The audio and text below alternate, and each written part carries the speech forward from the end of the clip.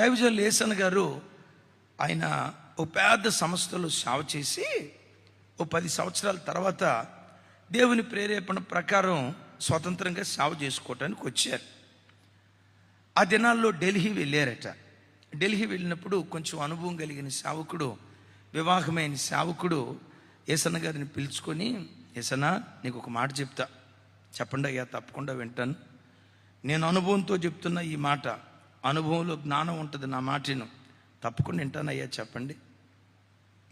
పెళ్లి చేసుకోకుండా సేవ చేస్తే శోధనలు వస్తాయి, శోధనలో నువ్వు పడిపోతావు. నా మాటిని నువ్వు పెళ్లి చేసుకో.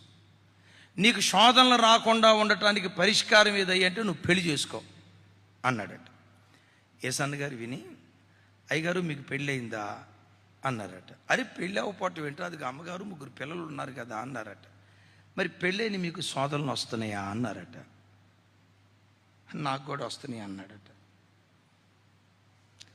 అప్పుడు యేసన్న గారు చెప్పారట, ఒక వ్యక్తి శోధనలో పడిపోకుండా ఉండటానికి పెళ్లి కాదు పరిష్కారం, దైవ భయం దానికి పరిష్కారాన్ని చూపిస్తుంది.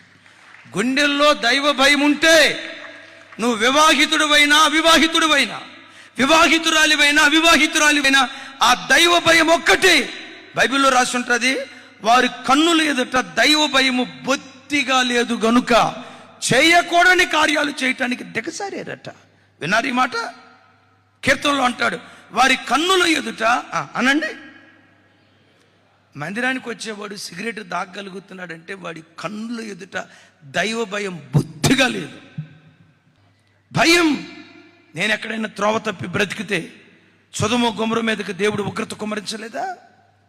నా బ్రతుకు మీద దేవుడు ఉగ్రత కుమ్మరిస్తాడు.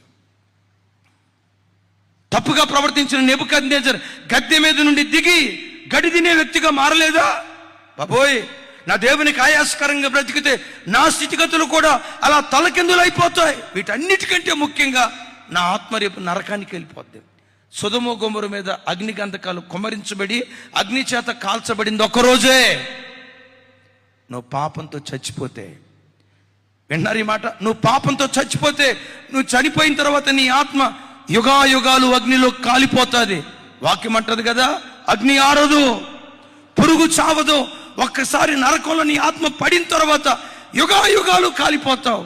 ఈ భయం నీ గుండెల్లో ఉంటే, నువ్వు యవనస్తుడివైనా, వృద్ధాప్యంలో ఉన్నవాడివైనా, పెళ్ళైన దానివైనా, పెళ్ళి కానివాడివైనా, దైవ భయం నువ్వు పవిత్రంగా బ్రతకటానికి కృప చూపిస్తుంది.